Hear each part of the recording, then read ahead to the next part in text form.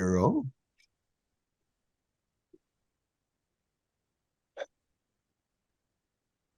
Thank you. We're used to having featured poets read here who have unusual lives and backgrounds. But uh, I think that Zack is Zack Rogow is at the edge of the curve. His father, Lee Rogow, was a very well-known writer in his time, and he, in both literary and commercial ways, he published in the New Yorker, New York Times, and other publications, uh, and uh, uh, and he died at the age of 36 in an accident in a plane accident when Zach was only 3 years old. His mother was a department store model at a time when the major department stores in New York had fashion shows, and also a New York intellectual who was involved in progressive causes and who took Zach to various places in the world where they lived for a while or traveled, so that Zach had a very international background by the time that he was in high school. Uh, Zach will be telling you how he came to be a writer, and central in his work is his response to his father. Uh, and he has um, uh, uh,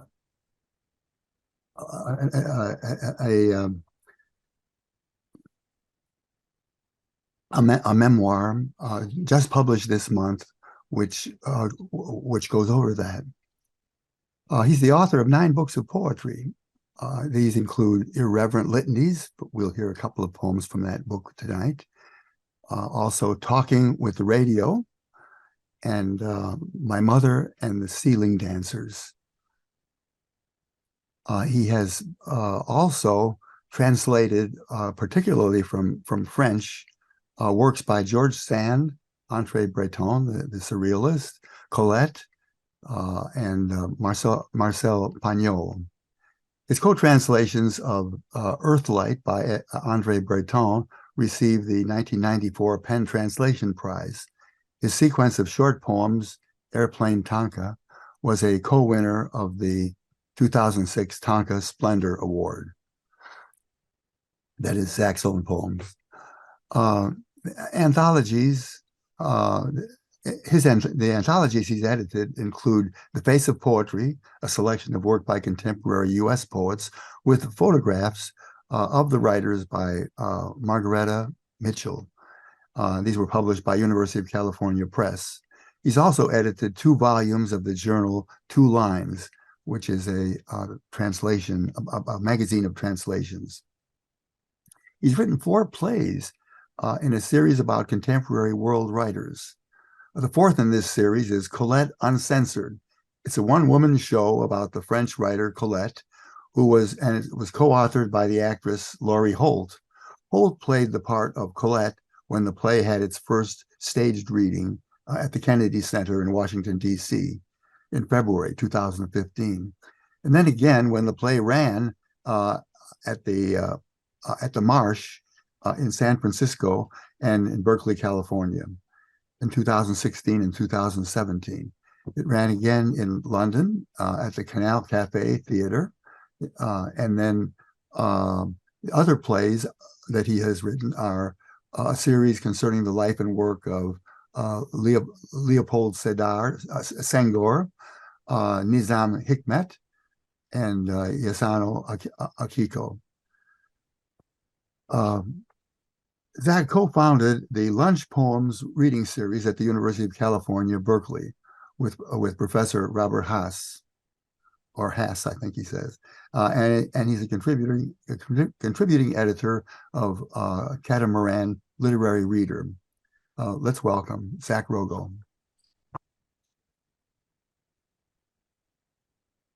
Thank you, Ed, and thank you, Crazy Wisdom, for inviting me here to meet with you and talk with you about poetry and my memoir about writing and writers.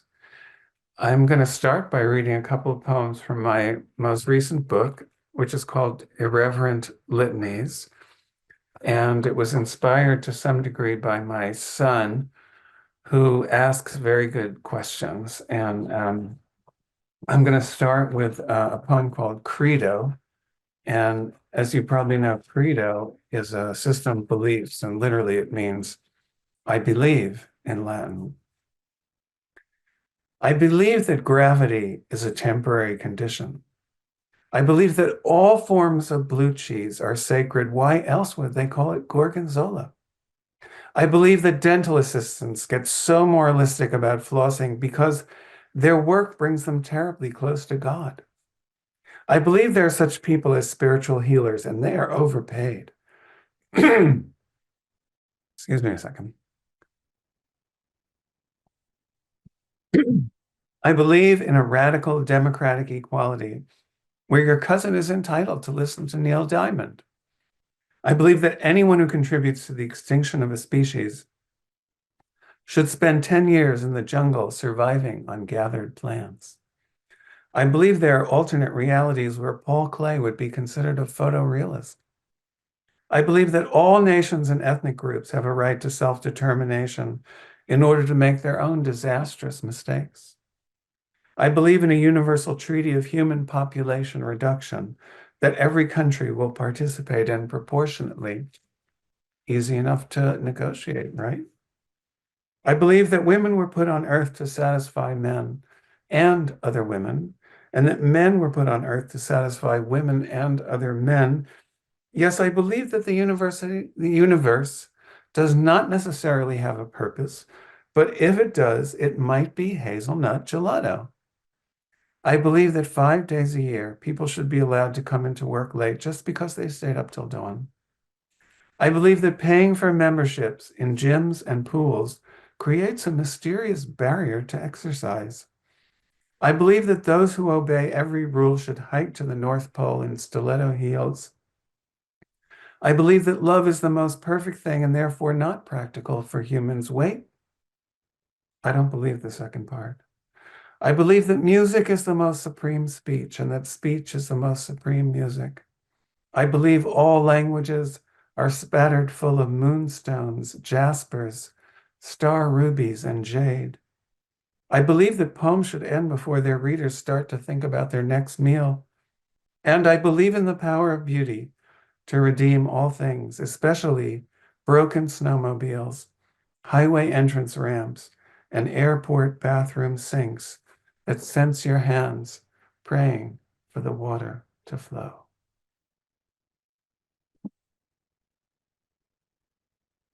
Thank you. So on a slightly more serious note, I wrote a poem about a college friend, and she was the one who really introduced me to modern poetry. Up to then, the people I'd read were people like Tennyson, and I'm trying to think who the other poets were we were exposed to in high school. The classics, and Emily Dickinson maybe. But Robin was really the person who got me interested in modern poetry. So I wrote a poem for her, which is called Remembering Robin Siegel.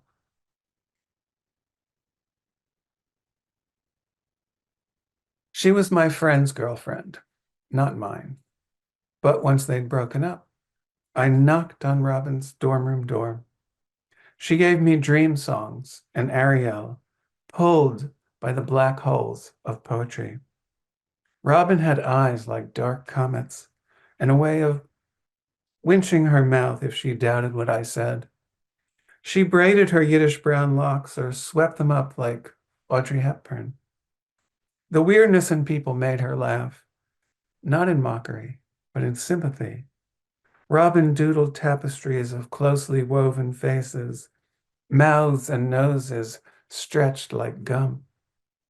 One day we tried to get lost, held hands all the way to the football stadium, picked anonymous wildflowers we saved in tumblers. We spent the night in my one-room apartment and the morning after at the student health center, waiting for the morning after. Was graduation even 2 months gone when her sister phoned? Though she was calling everyone in Robin's address book, she couldn't help crying one more time as she spooled out the accident. In our literature classes, Robin and I read the famous elegies to an athlete dying young, smart lad to slip betimes away, and Milton's Weep No More for drowned Lycidas serenaded by angels. Great poems, great lies. Don't block the grief by talking of an afterlife or newborns incorporating Himalayan llamas. Do weep for Robin. The world weighs less without her. She had her own way of saying goodbye. After we hugged, when my back was turned, she followed me down the street just to see how long it would take for me to realize she was still right behind me. Thank you. So I'm now going to talk a little bit about the memoir that Ed was discussing, which is this book, Hugging My Father's Ghost, which just came out April 2nd from Spite and Dival Publishing in New York. And maybe I'll share my screen now and do a little PowerPoint show that talks about the book. So let's see. Can you all see my screen now? Can you see the screen? Okay. So now I'm going to try to do the slideshow. Okay. Can everybody see the slideshow? Raise your hand if you can see the slideshow. Okay, great. So Hugging My Father's Ghost is about my dad, Lee Rogow. Wait, can you see the part of the screen that's where I'm seeing you? Oh, okay. I'm going to try to, how do I make that? Let's see. So I have a question for David here. David, how do I make that? Oh, well, I think you can still see the whole. Yes, we can see the whole thing, and I don't think you can make that go away. Okay, okay, good. All right, so this was my dad, Lee This Rogow. big He was a screen. glamorous man about town in Manhattan in the 1950s. Widely published writer, as Ed was saying, he's published in the New Yorker, Esquire, Red Book. He was a fiction writer. He wrote short stories. He was also a drama critic in New York for The Hollywood Reporter. So even though The Hollywood Reporter was in LA, he and my mom would go to all the opening nights on Broadway. And then as soon as the play was over, he'd dash to the Western Union office in Times Square and he'd write his review in block letters, give it to the telegraph operator, who'd then telegraph it, the way they used to in the old days, to Los Angeles, and it would appear the next day in the Hollywood Reporter. He and my mom used to love to go out dancing at nightclubs like the Copacabana and Roseland Dance Studio, I think it was called in New York. And there were they would win prizes for their rumba dancing. And he was also in World War II the captain of a submarine chaser ship. Very tragically, he passed away at the age of 36 in an airplane crash when I was 3 years old in 1955. So I'm going to read you part of the memoir that has to do with his experience during World War II. But just to give you a little more background, let me see if I can advance the slideshow. So this is my mom and my dad. You can see my mom here in 1948, which was shortly after they got together. And on the right, there they are in their honeymoon. My mom is in her Dior pleated skirt. If you've seen this show, The New Look, that's been on TV, it talks about Christian Dior and how his fashions came out after the war. And here they are at Fire Island, where we used to have our summer vacations. My mom was the first woman to wear a bikini on Fire Island. She designed it herself and had it sewed for her because there weren't bikinis you could buy at that time in the United States. And as Ed said, she was a model in department stores in New York. So here's my dad in the US Navy during World War II, and he's in the lower right in the group photo on your right. And he was part of this group called the 90-Day Wonders. So after Pearl Harbor, does anybody know what the 90-Day Wonders were? Ed, do you want to? Day Wonder was someone who became an officer in 90 days. It was an accelerated program to make first lieutenants. Exactly, right. So my dad had never been on a boat other than the Staten Island Ferry. He grew up in Bayonne, New Jersey. And but after Pearl Harbor, the Navy had to recruit an enormous number of officers practically overnight. So my dad was part of this group of people who were trained in 90 days to be officers on boats. And so was his classmate in 90-Day Wonder School, Herman Wouk, who wrote The Caine Mutiny and many other books like War and Remembrance and so on. And I believe that Herman Wouk patterned the hero of his Pulitzer Prize winning novel, The Caine Mutiny, on my dad. If you read all the details about the main character, most of them match my dad, and I talk about that in the memoir. And then during the war, before my dad got together with my mom, his girlfriend was a woman named Sugar, who was a nightclub singer. That wasn't her real name, it was a nickname. And you can see Sugar here was a USO performer, and she used to perform for the troops in World War II. And you'll hear a little bit more about Sugar in a minute.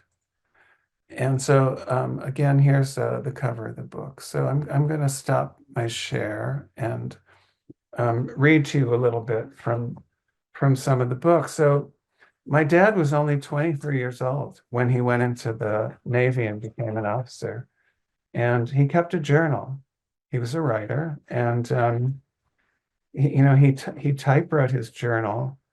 And fortunately, there's still some pages of it that remain. My sister's kept all these documents since he died in 1955, and they're sitting in her basement in Toronto, Canada. So luckily, she saved all these things.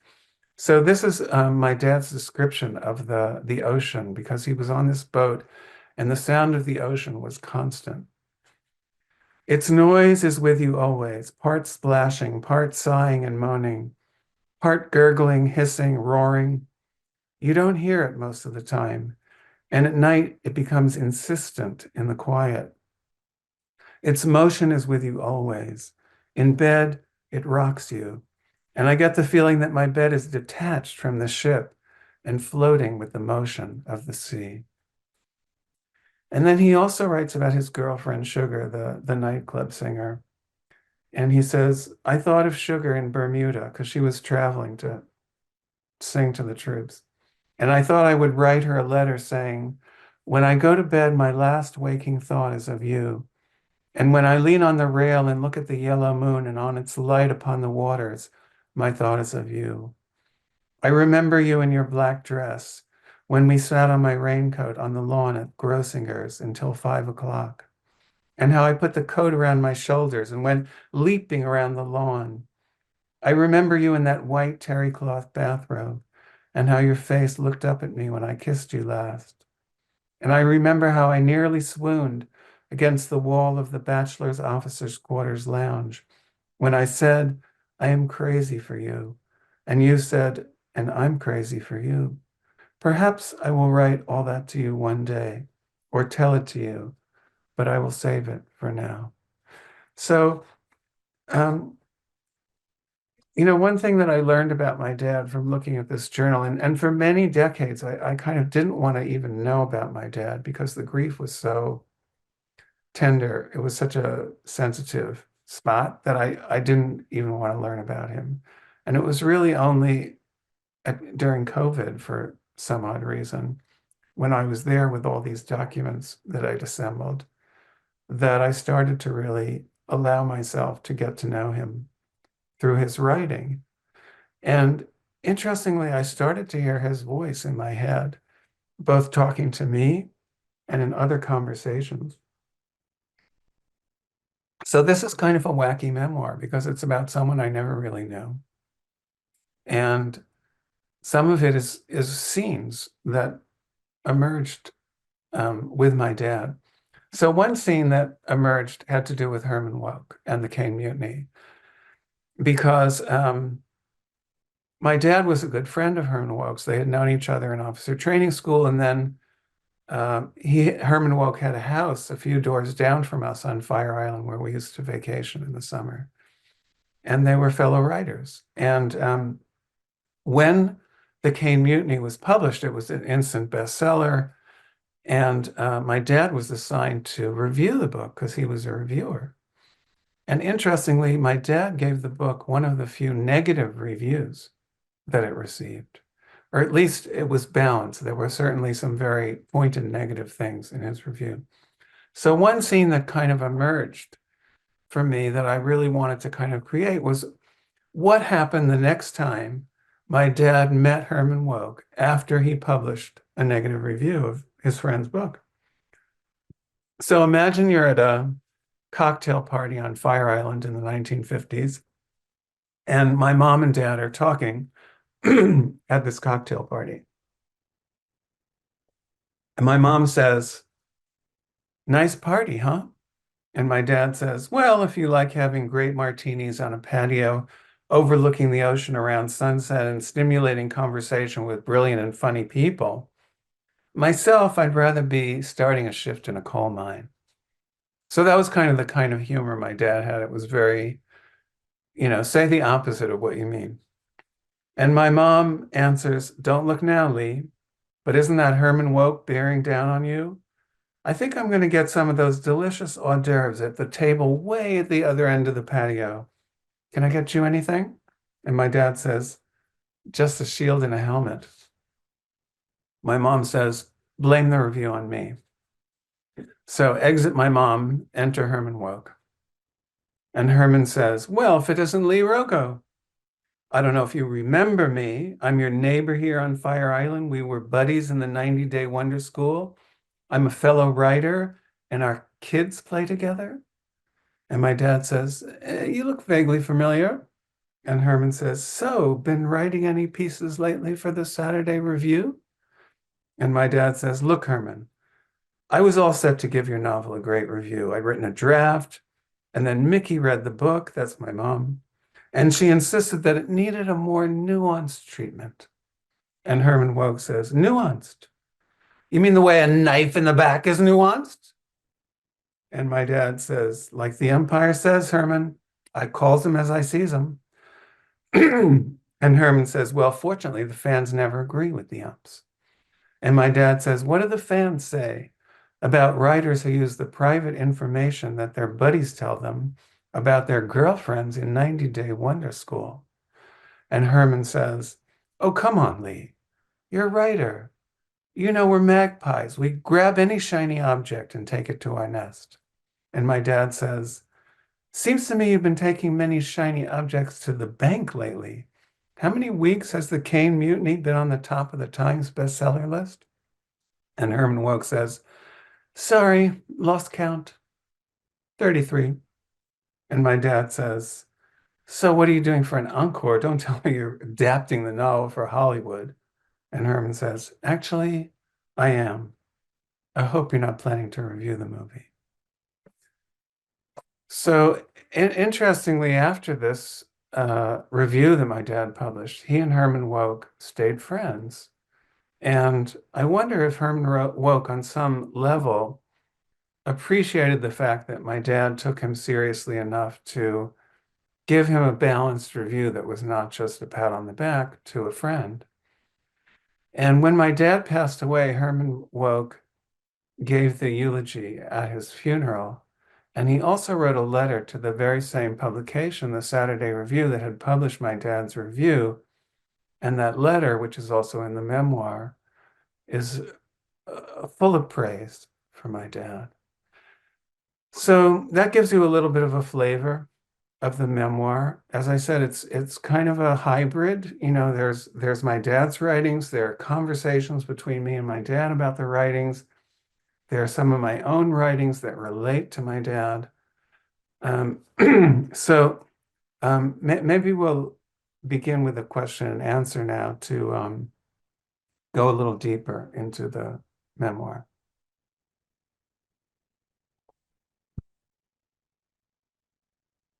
From the listeners or from me?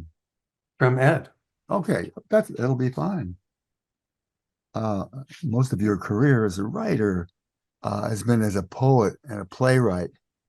What inspired you at this point in your life to try writing a memoir?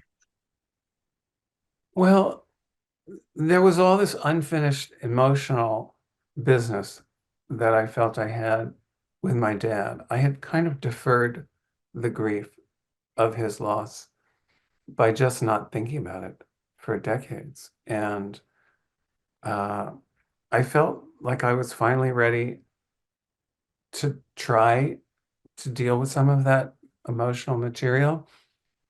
And part of how I came to grips with it was through his humor, because he was a very funny man. He wrote a lot of humorous stories.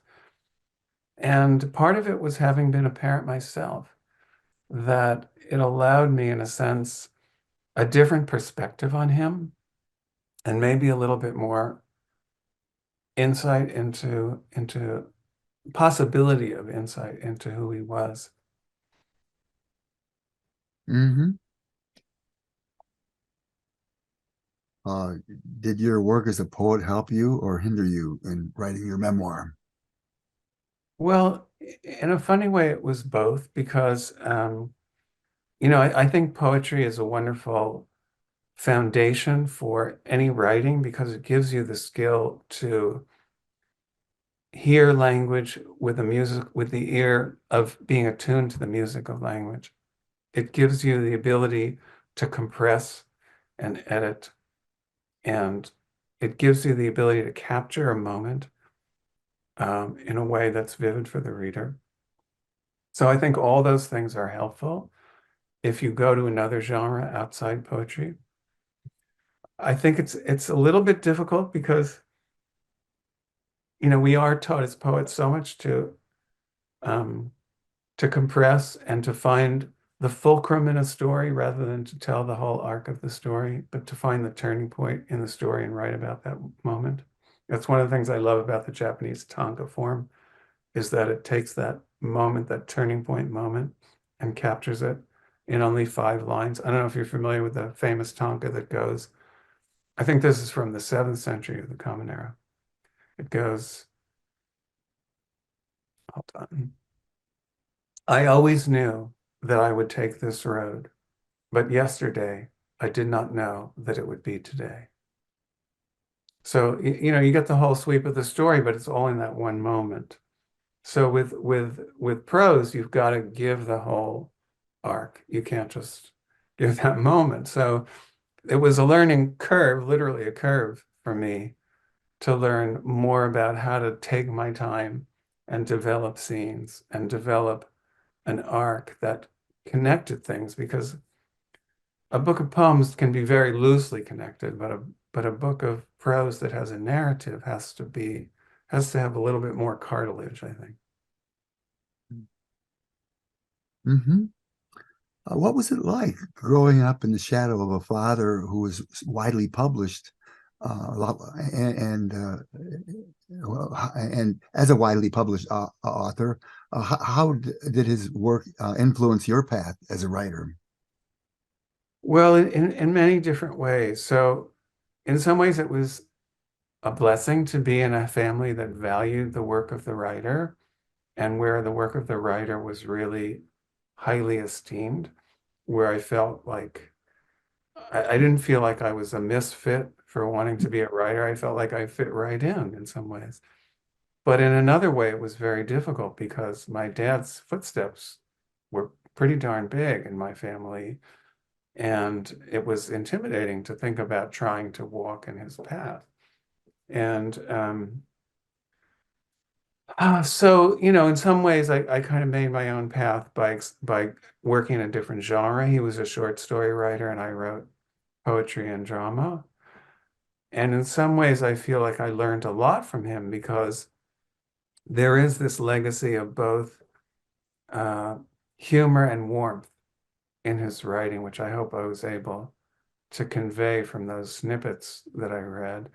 And I think that's something that I held very close, when I was in college and we were being taught the work of Ezra Pound and T.S. Eliot and so on, and the modernists, in the early 70s. There wasn't a lot that was familiar to me from my family.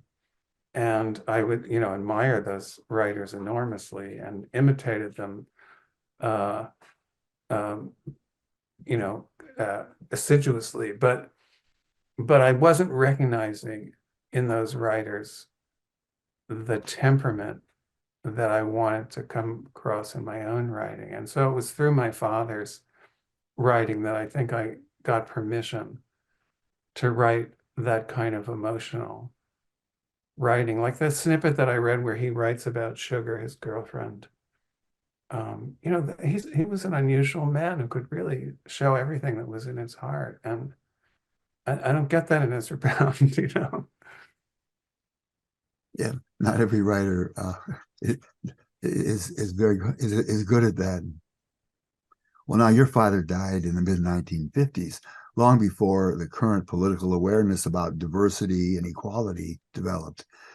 In your memoir, how did you handle those sides of his writing that don't feel respectful or up to date?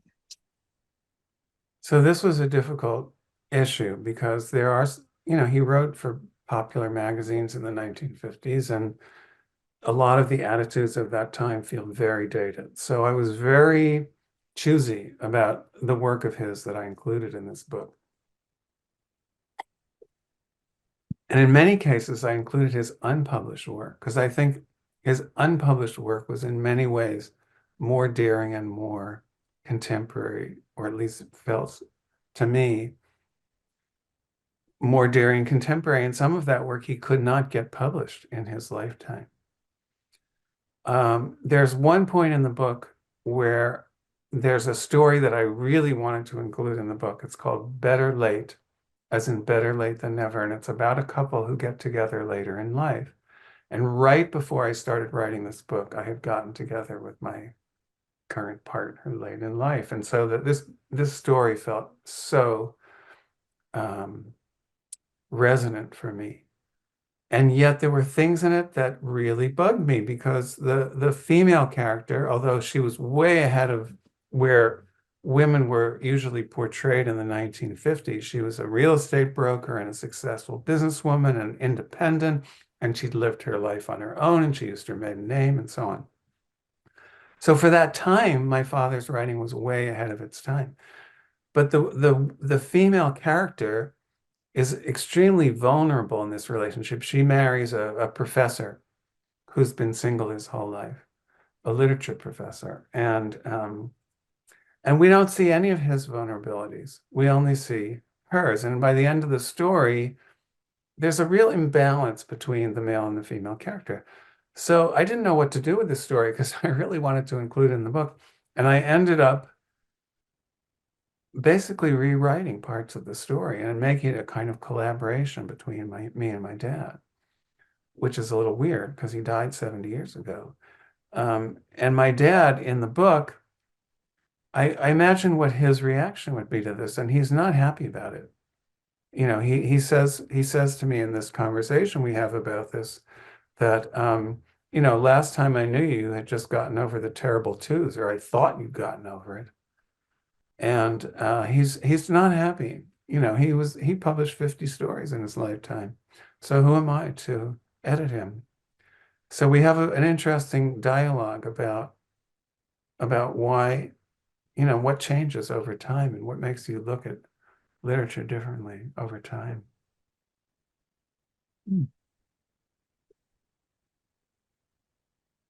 You're also a literary translator, mostly from French. And that's how I got to know you in the first place, through the American Literary Translators Association. Your translations include works by Andre Breton, Colette, George Sand, and Marcel Pagnol, among others. Has your career as a translator affected your own writing? Well, it's affected it enormously, you know, and looking back, I can see that the works that I chose to translate were attempts to kind of try on for size different kinds of writing. Like when I was translating the Surrealists, I really wanted to learn how to make those incredible leaps that the Surrealists make in their imagery. And it was a kind of apprenticeship to translate the work of Andre Breton. And then when I was thinking about writing more narrative work, I got interested in translating women writers like Georges Sand and Colette, who are such incredible storytellers. And with Marcel Pagnol, I was interested in theater, and you know, could I transfer my chops from poetry to the stage? And translating his play Marius, which is a beautiful classic, which has been remade for film several times, which I recommend to you. Marius, Marius by Marcel Pagnol. In translating that, you know, that was kind of my apprenticeship as a playwright. And so, you know, each time that I've translated a writer, I feel like I've been um, schooled by that writer by almost looking over their shoulder as they were writing. Mm-hmm. And you've written 4 plays of your own, and they tend to be. I mean, some of the subjects are writers. Colette, for instance, which won awards, and I believe, from what I know of your work, that you identify with the writers while you're working with them, while you're translating them, and in this case, while you're writing plays about their lives. Tell me about that. That is, how you identify what you get from those writers that goes into your portrayal of them. Well, that's a good question. And I think this is a question I didn't make up, by the way. Ed came up with this question, and I think it's a really interesting thought because looking back, I realized that each of those writers uh, gave me permission to develop a side of my own writing and to learn about how to do a particular kind of writing. Like I was saying with the Surrealists. I mean, the Surrealists were incredible rebels. Interestingly, this year is the 100th anniversary of the Surrealist Manifesto in 1924, and how incredibly foreshadowing and foresighted it was that they, you know, saw the unconscious and spontaneity and collage and all these experimental techniques that they came up with. And those ideas freed me so much, you know, when I was a baby writer and trying to figure out, you know, how I could make sense of the crazy world of the 1960s and 70s, and surrealism really spoke to me then. And I think with Georges Sand and Colette, um, there's a way that they look at human relationships as women that I really wanted to learn from. That they write about characters in ways that are hard to find in male writers and abundantly present in the writing of women writers. And so those two writers were amazing teachers in a way, you know, to work with their writing. And Marcel Pagnol, he's a wonderful playwright, and he writes with this combination of heart and humor that I was talking about that my dad had in his work. Although my dad was not a great writer, but there were things about his writing that I find very admirable. And a lot of that I saw in Marius by Pagnol. And Marius is about partly a father-son relationship. And maybe I was kind of rehearsing this whole father-son thing in my head, you know, by translating that play. Are there any questions from the listeners? Yeah, I have one, Ed. Okay, go for it. Yeah, thank you so much, Zach. I've really, really enjoyed this. And I want to say one thing about I love the cover of your memoir with your father because of the way it's divided down the middle. It's like two lives, and it just works beautifully. Um, I was curious because you had said that you had his journal, you had some made-up conversations, you have some poetry, you have this where you collaborated on a story of his, all of that in the memoir. I'm wondering if you also experimented with the layout on the page. Like, are there conversations coming from two sides? Are there interweaving poems? What did you do with the white space in this kind of interesting collage of a memoir? Well, I have to admit, I didn't do a lot with that because there were so many other elements I was trying to fit together into this book. One of the things that it does have is photographs. And I don't know if you know the work of W.G. Sebald, the German writer who wrote these mysterious novels that seem like nonfiction. And he's got these photographs that he just sort of plunks down in the middle of the page without really explaining them. And so that was one of the things that I did that was visual with the book. But the scenes where my father and I are talking, I wrote more or less the way they would appear in a play script because Oh, that's okay. what I'm familiar with. By the way, there are no poems. Oh, in- I thought there were poems in there too. Okay. no, I don't know why, but my father was not really a poet. He wrote, you know, funny verse when he was young, and he wrote maybe a couple of love sonnets, but it didn't feel like poetry fit with all this. Okay. Thank you very much. Anyone else? Okay, then we're going to thank Zach for a lovely program. And Oh, we're wait, going I think Lissa might. oh, Lissa, you have to unmute, Lissa. I was curious when you said, because you lost your father so young and you don't probably have clear memory of him, or maybe you do, but at 3, most people wouldn't. And that you really didn't want to think about him or know about him. Um, this was just a curiosity to me about how that might have affected your relationship with your mother and if she wanted to talk about him. My mother talked about him some of the time. She would tell funny stories about him. Like there was a story she told about how when they went to Paris on their honeymoon, my father was determined he was going to reserve a room in advance. This is before, you could even make transatlantic calls for any reasonable price. And so he wrote a letter to a hotel in France, and he was trying to say that he wanted a shower in the room or in the bathroom, connected bathroom. And he looked up the wrong word, and he looked up the word for hail shower, bain de grêle. And so when they got to the hotel, the whole staff got together and said, "Oh, there's the guy, who wanted the hail shower in his room." So she would tell stories like that about him. Um, but I felt like I didn't really get the whole picture because Mhm. um, he was kind of up on a pedestal. And the one person who I was able to interview before she passed away, who knew him, was Sugar, the wartime girlfriend. Oh, wow. And there's a very interesting story of what happened between Sugar and her husband and my mom and dad.